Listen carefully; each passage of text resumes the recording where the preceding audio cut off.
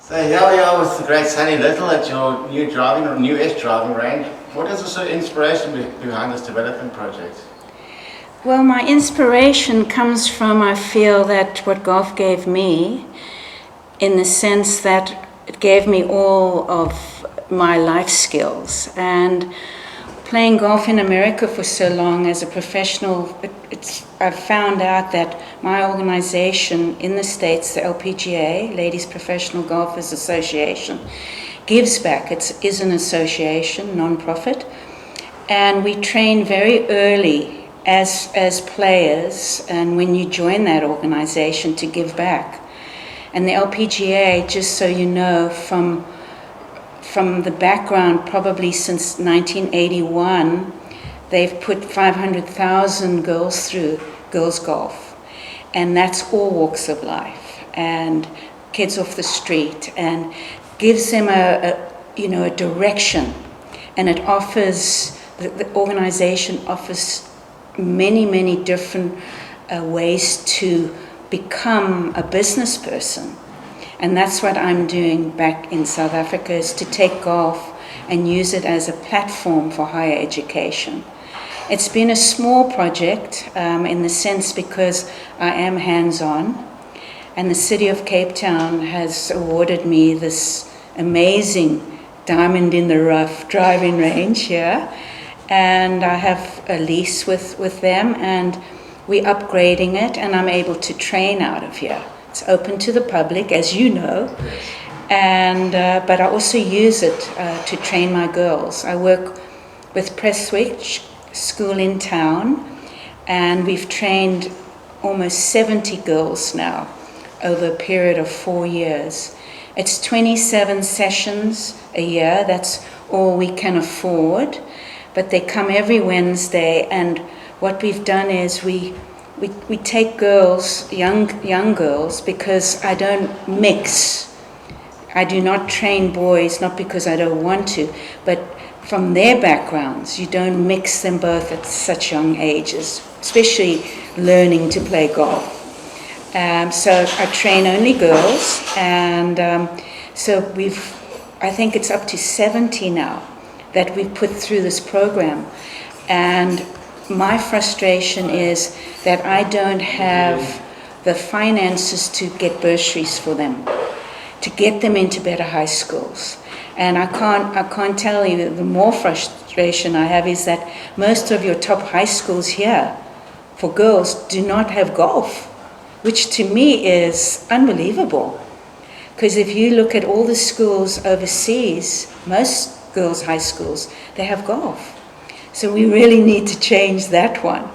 But in the meantime, my next thing is to take the kids that we have trained and bring them back in, to get them bursaries and give them life skills and get them up to snuff to enter the work field of South Africa. And you've had some tremendous success stories I was hearing about, kids turning their lives around, could hardly read and write, and they're chugging along quite nicely now. Very much so. You know, the program we've done so far, which is so interesting, is when I first started it, I went to the school in Cape Town called Prestwick, and I made an appointment to see the principal there. And when I said golf, he was shocked. He said, "Golf's a white elitist sport." I said, "Maybe, but if I change one girl's life, made a difference." And he said, "Fair enough." And I said, "I have a program that we've used overseas that can help their grades." He said, "What do you mean?" Eye-hand coordination. Eye-hand coordination switches on both sides of the brain. By kicking and throwing and swinging a golf club, it stimulates both sides of the brain. That improves your mathematics, and it improves your focus. So we did a little bit of a background with it in the very beginning, which the teachers are still doing. The principal chooses the 10 little girls. I keep them for 3 years. They watch their levels.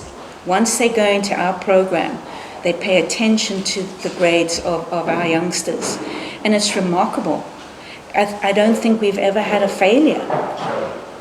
And it's just that nurturing and giving a bit of time, but also I believe that eye-hand coordination and for them to focus on one particular thing, like hitting a golf ball, like swinging a golf club. Most of our girls don't even know how to kick a soccer ball. And boys have that automatically. It's just innate with them. So the throwing is improved. We do it almost every session. And I feel it really has helped them. Exactly. So it's really a cultural thing where these girls just aren't exposed to sport then from a young age. Absolutely. And we're exposing sport to them, and also the nurturing. They score in our program. We put them through, they play golf 9 holes, and they've got to score, and it's all done by hand, not by computer. Sure. So they've got to add it. So all these little things add to their focus, and it's remarkable, and it's an hour and a half of time. Are you able to leverage some of your connections on the PGA Tour to get some of the talented players to universities over there? Well, the LPGA has offered some bursaries for me, but my girls aren't old enough yet. Okay, so But we have opportunities through the LPGA to, they could become teachers of the game. there's massive, Yeah. always people always need good coaches. And it'd be wonderful because, like in the Western Cape, we have so few women teachers. And this, to become a teaching professional it's an incredible opportunity. So my focus here at this driving range, could you imagine if we taught them agronomy? How to grow grass as well. Exactly. Every level through golf, there's so many opportunities. It's not just playing the game. They could get a degree in business and come back as administrators. Exactly. And to keep the game going for generations to come, you've got to get the youngsters in on it. And we've got to be, as far as I'm concerned, across the board. It's not a one color sport. It needs to be opened up to everybody, and everyone goes, oh, it's too expensive.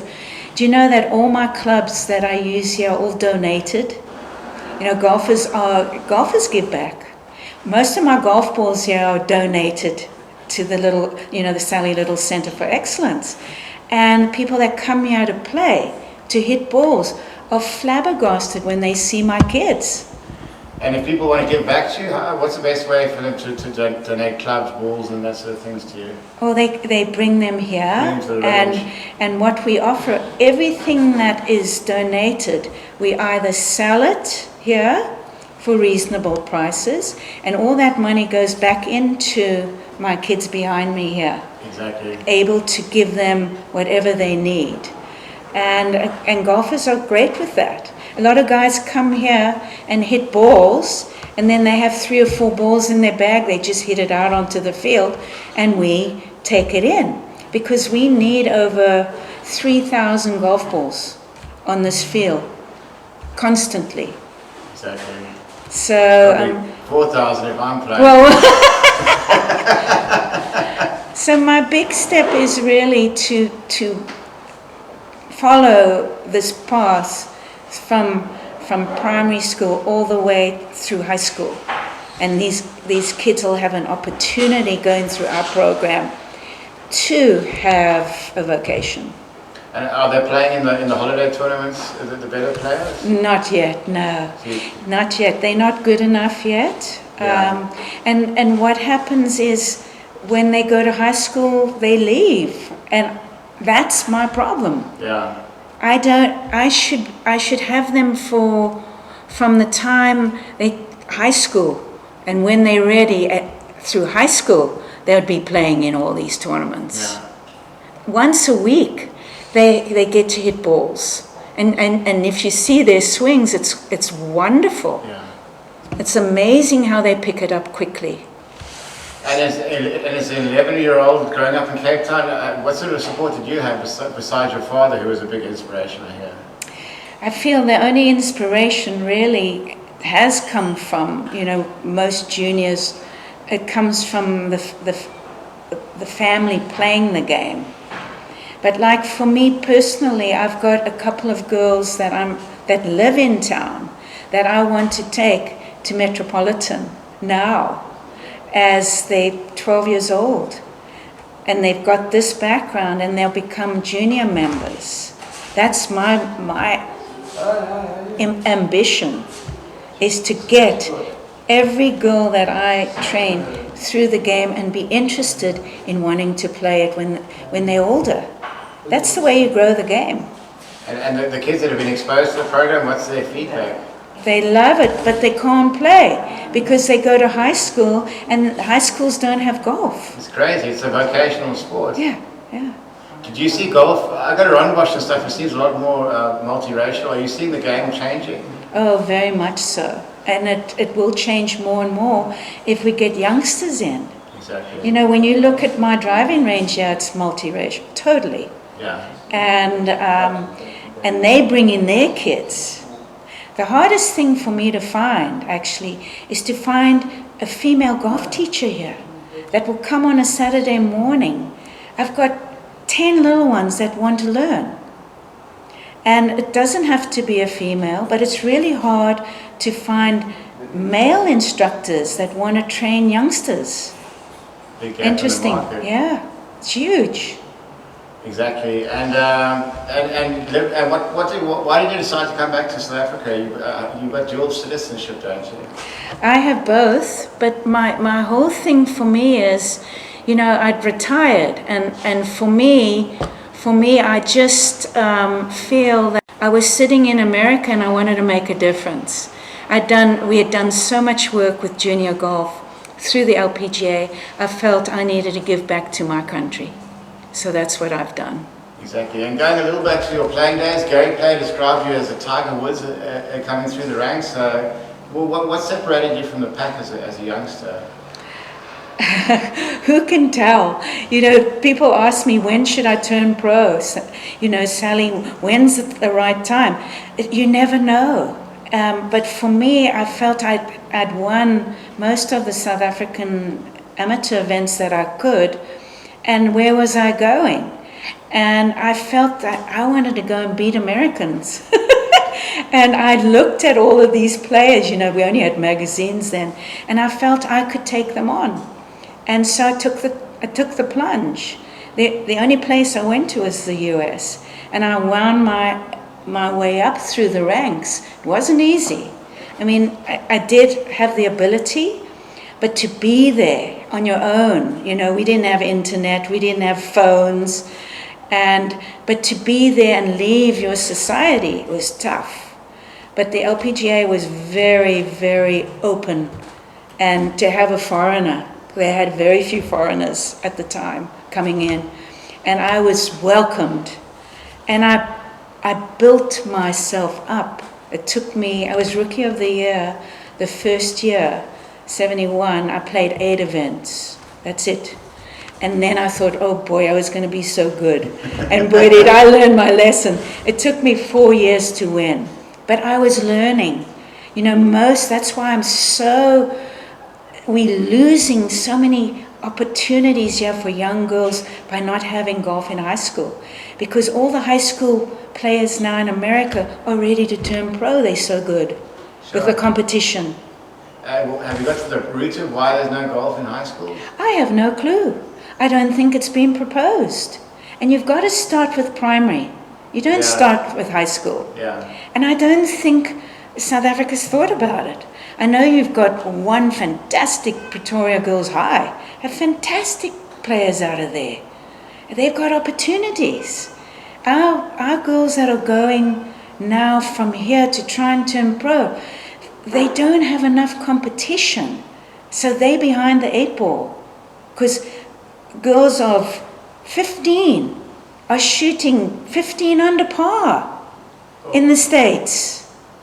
When they go to college, I'm reading 19 under par.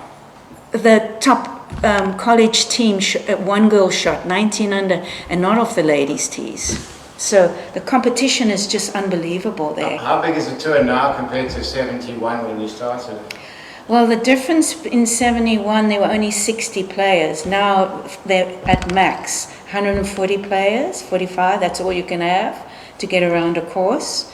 And the difference is when I played, only the top 10 were winners. Now 140 are winners, can win any day of the week. That's the competition that they've got through high school and college. And that's what we try and... How do you start it here? High schools. Exactly. Primary into high school. So you almost, are you having Davies with the headmasters to try and... I haven't yet, but I would very much like... I mean, we sit in this prime spot. There are, I think, 15 schools in this whole area that they can get to us so easily. So the time is coming to go and speak to them about... I mean, I've got 10 girls that primary will be ready for high school. And they've got the backing of 3 years. And speaking of backing, you say sometimes as a woman-led project, you don't get as much financial support from the sponsors as you'd like? Not at all. You know, if I was a male and I was Gary Player, they would be flocking to help this project. Yeah, it's amazing to me. There sits Amazon, Biovac. Why aren't they here?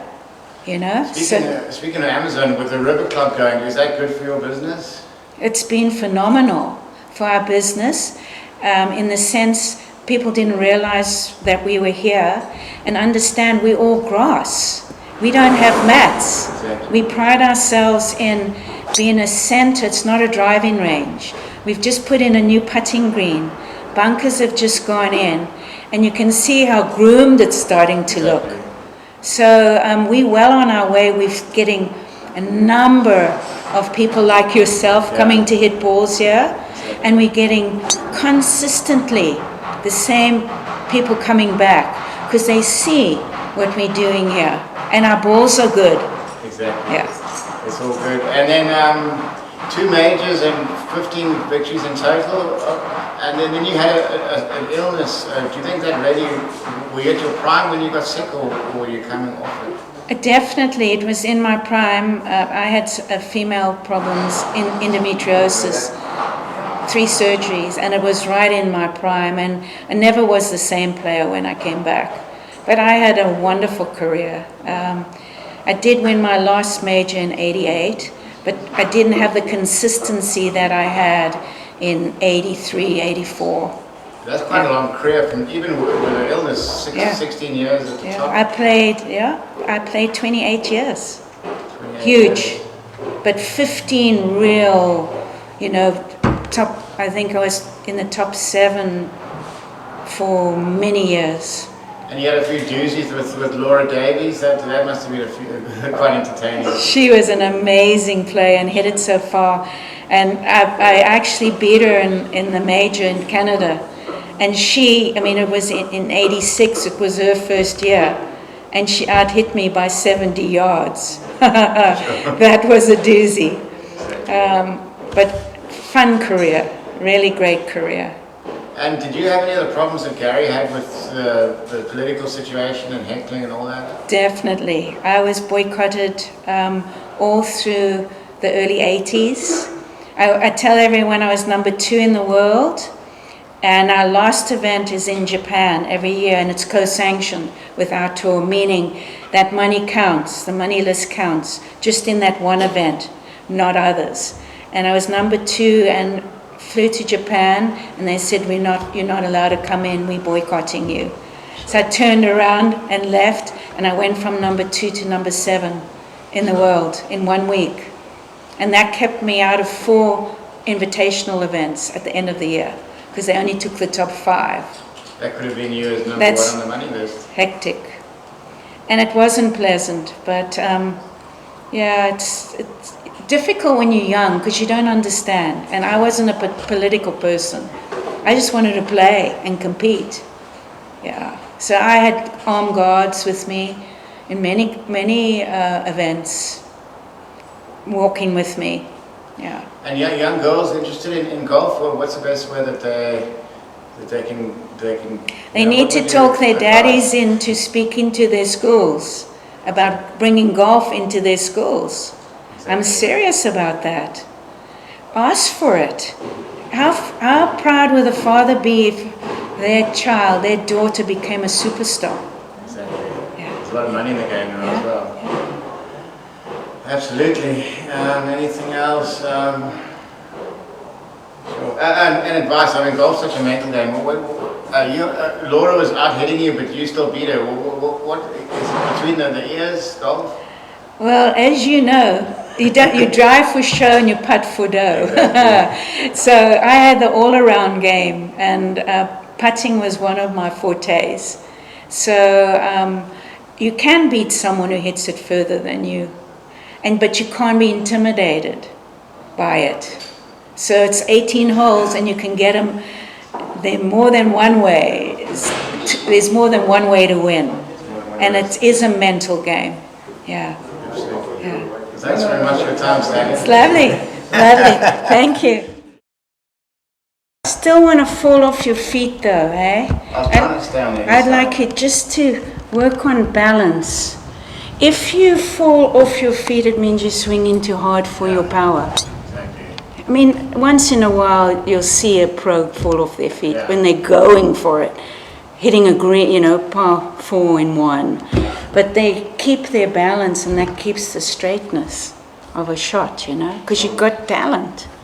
Has it worked? Has it helped? Definitely keeping it That- on the inside. Yeah. It's like chalk and cheese. Yeah. I'm not blocking it off the right No, side. no. That felt like a real masterclass. Those guys were cute. I enjoyed them. Yeah, I know that. We'll be back.